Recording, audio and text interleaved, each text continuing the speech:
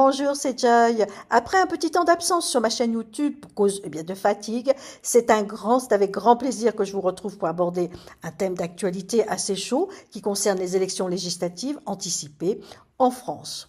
Alors, par le biais de l'astrologie horaire qui répond à une question instantanément, rappelez-vous, j'en ai déjà parlé dans ma précédente vidéo, j'ai dressé la carte du ciel le 10 juin à 9h18 en posant la question suivante. Jordan Bardella peut-il être Premier ministre à partir du 7 juillet 2024? Alors, je rappelle à mes chers internautes que cette vidéo est une analyse astrologique et en aucune manière une opinion politique. Voici la carte du ciel qui s'affiche par rapport à la question posée. Alors pour mieux comprendre mon interprétation, voici un petit schéma symbolique. La maison 1 dans le signe du lion va représenter Jordan Bardella. La planète qui reçoit le plus de dignité à 2 degrés du lion, eh bien c'est le soleil. Donc Jordan Bardella sera symbolisé dans la carte du ciel par la planète soleil. Dans la carte du ciel, le soleil est positionné en maison 11 dans le signe des Gémeaux. La maison 11 correspond à la maison des soutiens politiques. Le soleil dans le signe des Gémeaux, eh bien c'est Jordan Bardella, on l'a vu, et il va rayonner, soit par la parole, les écrits, l'écoute. C'est quelqu'un, par cette position, qui sera débrouillard, intelligent, pour développer sa notoriété. Il fera certainement beaucoup de déplacements pour appeler à de nouveaux contacts. Au négatif, par contre, il peut s'éparpiller, commencer quelque chose et ne pas le finir. On s'aperçoit quand on regarde la carte du ciel que Vénus est très proche du Soleil dans la maison 11. Le couple Soleil-Vénus donne beaucoup de séduction. Ça peut être aussi des femmes ou une femme qui apporte beaucoup d'appui à Jordan Bardella. Quand on regarde la carte du ciel, on s'aperçoit aussi que Jupiter est dans le signe des Gémeaux en maison 11. Et Jupiter, c'est un soutien juridique, politique et financier, surtout dans le signe des Gémeaux, qui gonfle tous les soutiens à Jordan Bardella. Il faut savoir que Jupiter en maison 11 est en joie, donc ça correspond à un signe d'éclat pour le camp Bardella. De plus, la lune en lion de Jordan Bardella est en harmonie à Jupiter dans le signe des Gémeaux. Donc ça conforte cette hypothèse qu'il y aura bien entendu de nombreux appuis de tous bords pour le camp Jordan Bardella, mais aussi de nombreux électeurs. Dans la même idée, la Lune sextile à la Lune noire. L'élite, quand l'énergie n'est pas transformée, elle peut donner beaucoup de peur et d'angoisse. Or là, elle est en harmonie dans la maison 3. Donc chaque individu, face à cette élection, va se responsabiliser et s'appuyer sur ses choix, sans se sentir jugé, soit par la communication ou par le regard des autres. Voyons maintenant la maison 7, la maison de ses adversaires, qui correspond bien entendu aux autres partis politiques. Alors on peut s'apercevoir que la maison est à 2 degrés du signe du Verseau.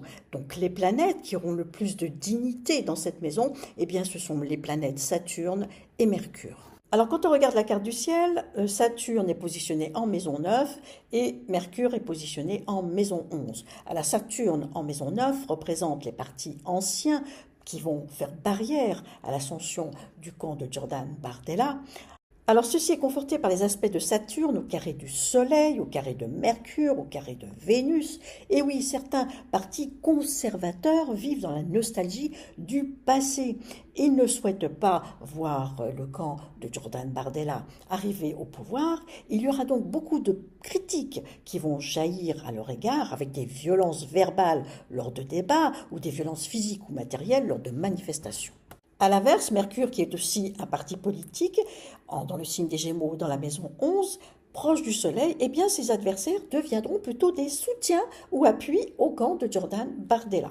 De plus, Mercure en sextile au nœud nord et au trigone au nœud sud, mais en voie combuste dans le signe de la Balance, donc va donner des événements ou des chaos qui vont prendre une tournure inattendue, mais qui vont aider le camp Bardella. On pourrait donc peut-être assister à un éclatement de certains partis, soit avant ou après l'élection. La Lune représente le suffrage des électeurs. Elle se trouve dans la maison 1 de Jordan Bardella, ce qui confirme que la voix du peuple, son électorat, est donc bien chez lui. Donc il aura donc toutes les chances d'obtenir la majorité absolue si rien ne vient entraver les résultats. Et oui, il y a un petit bémol parce que le maître planétaire de la Lune, qui est symbolisé par le signe du Cancer, se trouve en maison 12, dans le camp de Jordan Bardella. Et ça, c'est propice à vivre un ascenseur émotionnel issu de trahison et de complots cachés. De même, la Lune en conflit à Mars en maison 10, cette élection risque d'occasionner un trop-plein d'agitation, avec des colères brusques.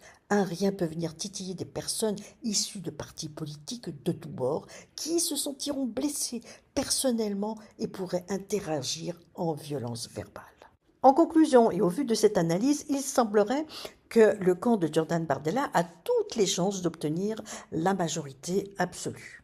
Comme je l'avais annoncé dans ma précédente vidéo dans les prédictions de 2024 et sur la configuration Jupiter-Uranus, cette conjonction Jupiter-Uranus est propice aux excès et à la montée de la droite et de l'extrême droite. Si vous êtes intéressé, vous pouvez la visionner ici. Voilà, c'était Joy. J'ai terminé cette vidéo sur l'élection législative anticipée en France. J'espère qu'elle vous aura plu. Si vous avez aimé, eh bien, n'hésitez pas à liker, à partager et à vous abonner. Vous pouvez d'ores et déjà bénéficier d'une consultation par le biais de mon site joyastroconseil.com à la rubrique Mes consultations. Je vous donne rendez-vous sur ma chaîne YouTube pour une prochaine vidéo qui concernera les prédictions de l'année 2025. Je vous dis au revoir et à bientôt.